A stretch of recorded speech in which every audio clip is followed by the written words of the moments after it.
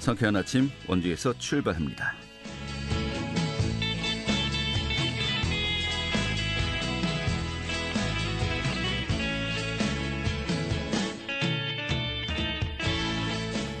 안녕하십니까. 3월 24일 목요일 아침에 인사드리겠습니다. 상쾌한 아침 원주에서 출발합니다. 진행의 한태호입니다.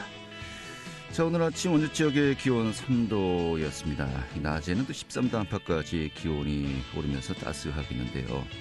오늘 간간히 구름만 끼고 하늘은 대체로 맑겠습니다. 또 오전엔 경기 북부 또 강원 영서 북부에 약하게 비나 눈이 내릴 수 있겠다고 하는데요. 내일 밤부터는 바람이 강해지면서 전국에 비가 내릴 것으로 전망되고 있습니다. 이 토요일 새벽까지 강한 비가 집중된다고 하니까요. 이 주말 계획 있으신 분들 참고하셔야겠습니다. 자, 오늘 준비한 소식 살펴보도록 하죠. 6일 지방선거를 앞두고 이 출마자들, 입지자들의 이 여러 가지 많은 또 분들이 등장을 하고 있습니다. 특히 이제 도지사 같은 경우는 이 3명의 예비 후보가 등록을 했죠. 원창묵 전 원주시장 그리고 황상무 전 앵커가 등록을 했고요. 또 국민의힘의 김진태 전 의원이 어제 도지사 출마 선언을 하고요. 또 예비 후보 등록을 마쳤습니다. 오늘 김진태 예비 후보와 함께 출사표 들어보는 시간 준비하도록 하겠고요. 또 원주시 무료 예방접종 사업도 오늘 함께 점검하도록 하겠습니다. 3월 24일 목요일 상쾌한 아침 원주에서 출발하겠습니다.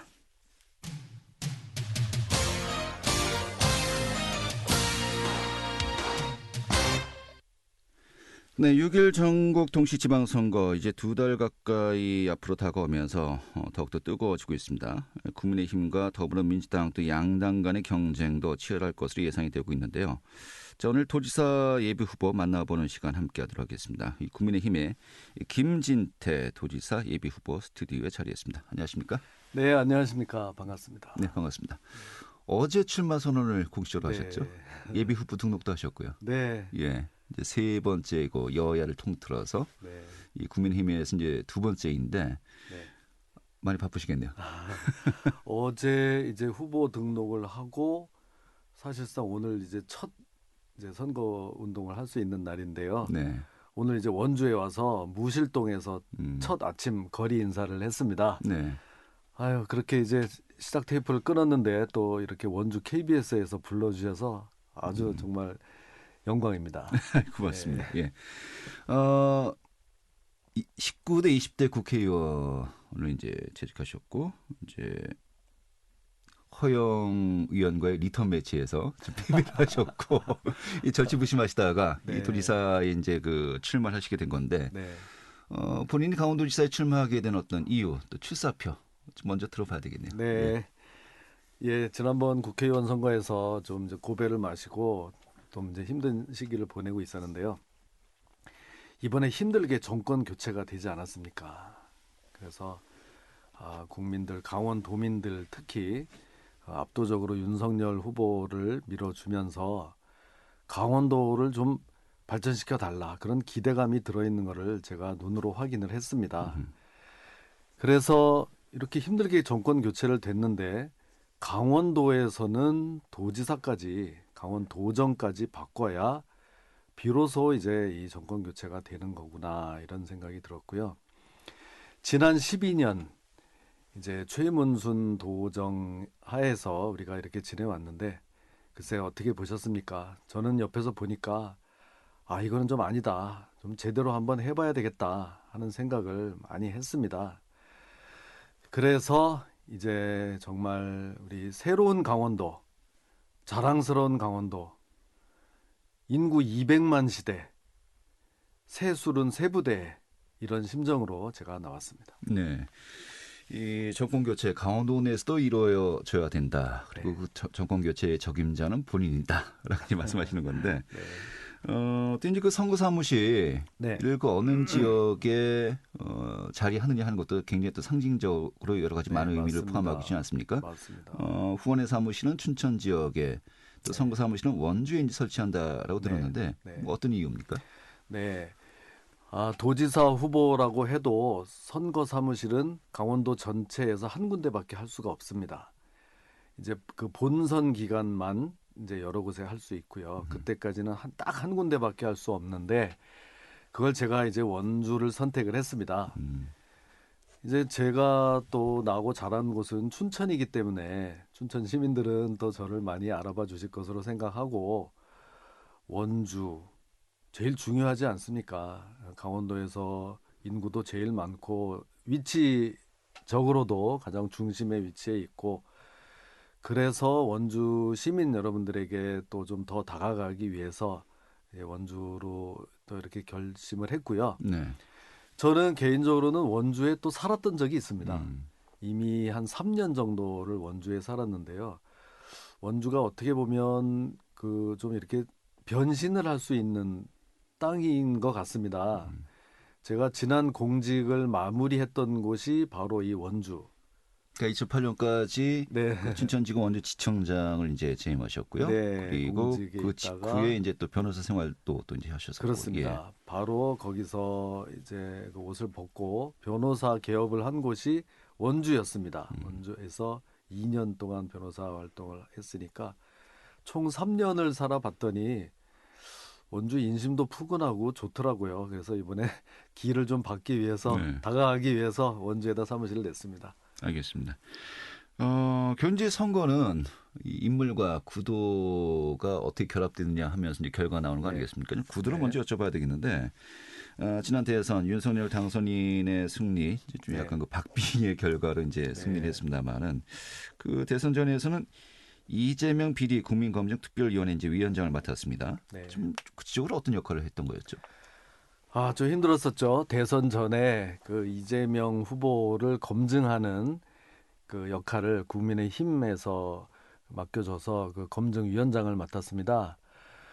그래서 4개월여 동안에 정말 열심히 활동해서 이재명 비리 뭐 이런 거를 좀 많이 밝혔습니다. 뭐 개인적으로는 이재명 후보한테 3번이나 형사 고발까지 당하고 네. 그렇게 좀 그때는 치열하게 이렇게 했는데 글쎄 그래서인지 국민들이 이재명 후보의 그 진면모 좀 그 뒤에 감춰진 모습을 좀 알게 하는데 그래도 좀 일조했다는 좀 자부심을 가지고 있습니다. 네. 그런데 비해서는 전국적인 표 차이가 그렇게 많이 나지 않아서 저도 아주 좀 많이 놀랐고요. 전국적으로 0.7%밖에 차이가 나지 않아서 야 그러면 이거 제대로 정말 열심히 하지 않았으면 어떻게 될 뻔했나 이런 생각도 많이 했고요. 또 한편 이제 물론 제 입장에서 이제 그 전까지는 야당이었으니까 제 입장에서 이제 여당이 되는 거죠. 이제 여당이 이제 되지만 좀 다행인 거는 그래도 강원도민 우리 여러분들께서 윤석열 후보에게 13%에 가까운 차이로 표를 압도적으로 몰아주셔서 정말 더 아주 보람으로 생각하고 있습니다. 알겠습니다.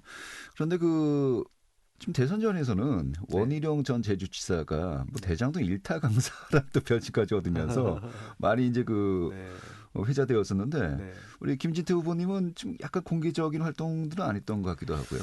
그거는 아니고요. 아시는 분들은 또 이제 저는 영타 강사라 원희룡 우리 또 본부장님이 잘하셔서 일타 강사인데 저는 좀 더 아주 실무적으로 직접 그 검증을 하고 고발을 하고 이런 일을 했기 때문에 뭐 이제 그만큼 이제 덜 알려졌을지는 모르지만 실제로 제가 거기서 했던 것은 많은 일들을 했고요. 우리 당에서 뭐 이재명 후보 수도 없이 고발하고 그런 활동들을 많이 했습니다. 또 이런 가운데 현재 민주당에서는 이제 특검 법안을 또 제출했고요. 또 박범계 법무부 장관도 임기 시작 전에 다 풀어야 되지 않겠냐. 뭔가 그 이런 난제들을 어느 정도 그 철저하게 사실관계를 좀 확인해야 되지 않겠냐라고 하면서 상설특검도 가능성까지 거론했었거든요. 이러한 그 현재 구도에 대해서 어떻게 보십니까?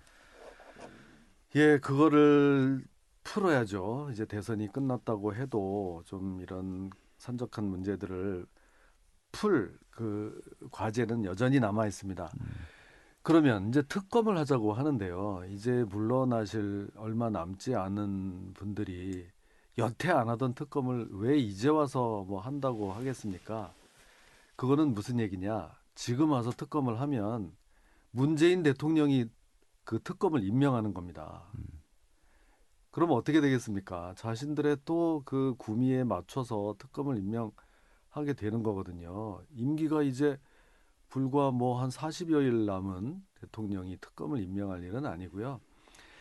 그 전까지 검찰이 하도 수사를 안 하고 제가 침대 수사라는 별명까지 붙였습니다. 침대 축구라고 하는데 또 침대 수사. 축구가 아니고 침대 수사.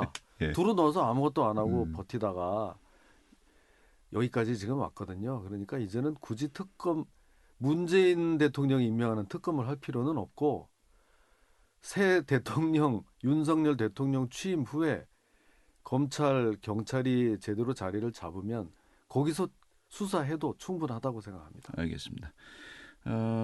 그런데 이 구도가 굉장히 이 지방선거는 이 국민의힘이 유리하게 이 전개될 것이다라고 이제 예상을 했습니다. 이제 원래 대선에서 승리한 정당이 네. 이거 그 분위기라는 게 있지 않습니까? 또 바람이라는 것이 있겠고요. 또 취임 초기가 되니까 뭐 심지어는 그 유상범 도당위원장은 뭐 지자체장과 도의원 전석을 석권하는 것을 목표로 하겠다라고까지 이야기했습니다만은 네. 굉장히 유리한 구도로 봤었는데 최근에 그 청와대 뭐 집무실 이전이라든지 여러 가지 논란이 빚어지면서 좀 그 국민의힘이 유리한 구도로만 전개되지 않을 것 같다는 또 예상도 많이 있는 것 같기도 하고 어떻게 보십니까? 아이고, 네, 어려운 질문을 이렇게 해주셨는데요. 절대 방심하면 안 되고요. 네. 민심은 무서운 겁니다. 현명한 겁니다. 그래서 조금이라도 우쭐했다가는 바로 된통 또 민심에 혼이 나게 돼 있습니다. 그래서 저희는 이제 우리가 뭐 정권 교체했으니까 민심이 다 따라오겠지 이렇게 생각 안 합니다. 대선은 대선, 지방선거는 지방선거라고 생각하고요. 역대에도 그런 적이 많이 있었습니다. 다만 저는 아까 앞머리에서도 말씀드렸듯이 힘들게 윤석열 후보를 대통령으로 당선시켜 주셨는데 또 제법 많은 표차로 강원도에서 당선시켜 주셨는데 지방선거에서는 이걸 또 바꿔버리면 윤석열 후보는 사실 윤석열 새 대통령은 일하기가 힘들어집니다. 국회도 압도적으로 야당이 많아 지방선거에서도 또 뭐 야당이 더 많이 되면 대통령 혼자 고립이 됩니다. 그러면은 이 강원도 발전 기대했던 거는 이거 잘못하면 그냥 호송세월을 보낼 수가 있거든요. 그런 의미에서 호소를 많이 드리려고 도민께 직접 호소를 드리려고 하고 있고요. 이제 취임 초면은 보통 그래도 새 대통령의 뭐 허니문 기간이 허니문 이어지죠. 기간도 있고 좀 그게 올라가는 게 통례 아닙니까? 네. 어느 나라건. 네. 그런데 지금 문재인 대통령이 협조를 벌써 안 해주고 있잖아요. 대통령 그 청와대를 나오는 거에 대해서 여기에 대해서는 지금 당장은 이게 좀 막혀서 조금 혼란도 있고 뭐 찬반 양론이 있지만 끝까지 협조를 안 해주면 어떡할 겁니까? 그래서 그 사안에 대해서도 민심의 역풍이 있을 거다. 저는 조심스럽게 이렇게 전망합니다. 알겠습니다. 전체 구도와 관련된 좀 이야기 정도 정리하고 어떻게 보면 또 이제 이 청사 이전과 관련된 이야기 또 이제 강원도 내 제일 또 핵심 중에 하나가 도청사 이전 아니겠습니까? 네네. 현재 일단은 이 구 미군 기지 이 부지로 이 도청사를 이전하겠다. 지금 현재 여러 가지 그 수순도 이제 진행 중입니다만은 그 부분에 대해서는 어떻게 보십니까? 네. 이거 원주 시민 여러분들께 또 이런 말씀을 이제 드리게 됐는데요. 그 강원 도청 이제 뭐 이전 문제다 이렇게 하는데 그게 원래는 신축 문제에서 시작이 된 겁니다. 네. 그래서 강원도청이 좀 너무 오래되고 안전에 문제가 있다고 해서 그걸 다시 짓자 이렇게 된 거기 때문에 춘천 내에서 다시 지어야 할 겁니다. 그런데 지금 최문순 그 현 도지사가 그거를 춘천 내에 어디다 하겠다고 그 결정을 했는데요. 네. 거기에 대해서는 저도 반대입니다. 네. 너무 그 주민 의사 수렴 과정이 없었고 그 이전 부지가 좀 문제가 많습니다. 알겠습니다. 그러니까 그 정리를 한다면은 이 춘천 관내 도청을 신축을 하긴 하되 현재 이 구 미군 기지 부대 내는 그건 아니고 좀 다른 지역을 물색해 봐야 된다. 좀 이렇게 정리할 수 있겠군요. 그렇습니다. 예. 거기에 대해서는 우리 원창묵 지금 강원도지사 예비 후보죠. 후보님, 예. 예비 후보님께서도 같은 의견인 것 같습니다. 저하고 같은 의견이라서 음흠. 저 원창무 후보님 개인적으로도 잘 알거든요. 제가 이 원주에 있었기 때문에 잘 아는데 그런 정말 인간적인 면모가 저는 좀 높이 사고 싶습니다. 알겠습니다. 네. 근데 뭐 다른 지역에서는 왜 꼭 그 도청을 이 춘천만이 도청이냐, 강원도 전체의 도청이지 춘천시 관내에만 이제 설립하는 것을 이 기본 전지로 하는 것은 무리가 있다, 공론화 과정을 거쳐야 된다는 또 의견도 상당합니다만은 네. 그나마 이제 그 본선이 되면은 네. 뜨거운 논의될 것 같고요. 오늘 네. 이 정도 그 의견이 네, 어떤 네. 건지 정리하는 걸로 이제 알겠습니다. 하겠고요. 자, 그리고 우리 그 김지태 후보님은 뭐 본인도 인정하실 것 같습니다만은 보수의 아이콘. 뭐 네. 또 옛날에 그 탄핵 사태 때는 네. 뭐 태극기 부대의 아이돌이다라는 아, 이야기가 그런 거는 들으면서 질문지 없는 건데 예. 또 근데 물어보시네요. 굉장히 아무튼 그 강성 이미지 있지 않습니까? 어떤 네. 보수 쪽으로요. 그런 것이 그 경선과 앞으로 본선 과정에서 이 중도층의 어떤 표심을 공략하기에는 네. 좀 어려움이 있지 않겠냐라는 네. 이제 평가도 많이 있습니다만 본인은 어떻게 보십니까? 네.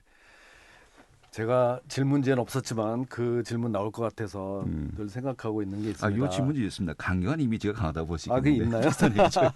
태극기는 없어서요. 예. 이렇게 만나 보시면 많은 분들이 그렇게 부드럽다고 말씀을 하십니다. 저 사실 좀 부드러운 남자거든요. 근데 왜 가다가 조금 이렇게 강성 이미지가 생겼냐? 국회에서 싸우다 보니까 그렇게 됐거든요.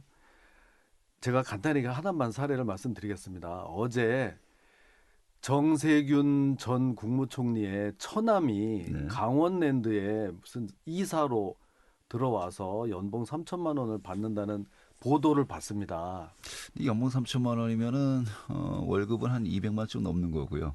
예. 아주 뭐 고용은 아닌 것 같기도 합니다만. 네, 예, 말씀하시죠. 예. 하여튼 그런 일이 있는데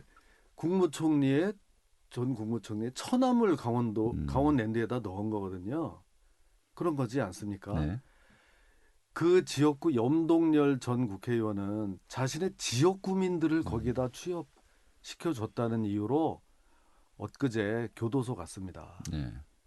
지역구민들을 취직시켜준 사람은 교도소 가고 자기 처남을 취업시켜주고 그 정세균 씨는 또 자신의 그 공보실장 대변인도 이사로 했더라고요. 측근 자기 인척 처남을 취업시켜준 사람들은 큰 소리치고 이거는 공정이 아니지 않습니까?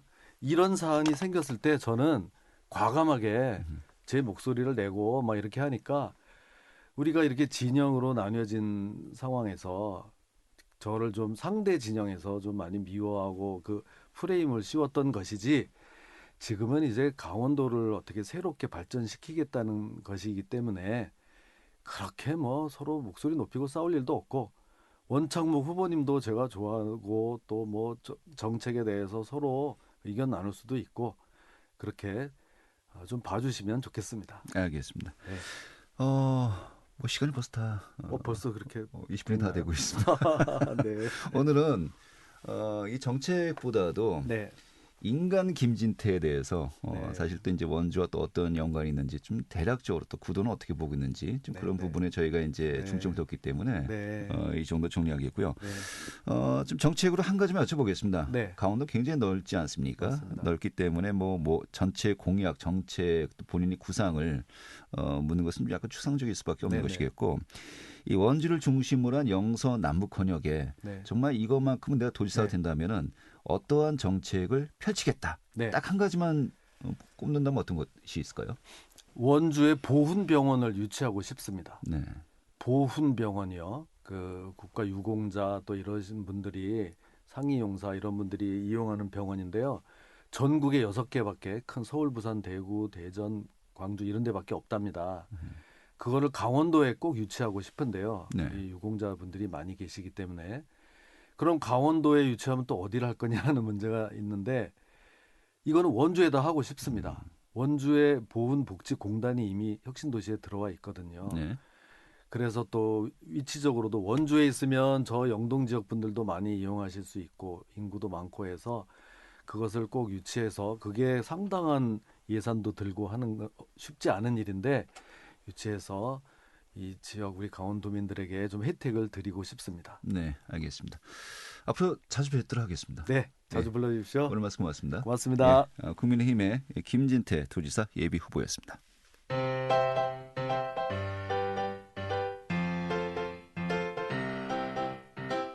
KBS 원주방송국이 유튜브 다시 듣기 서비스를 실시합니다. 매일 아침 강원 영서남부권의 뉴스와 정보를 전해드리는 상쾌한 아침 원주에서 출발합니다는 KBS 원주라디오 유튜브 채널을 통해 다시 들을 수 있습니다.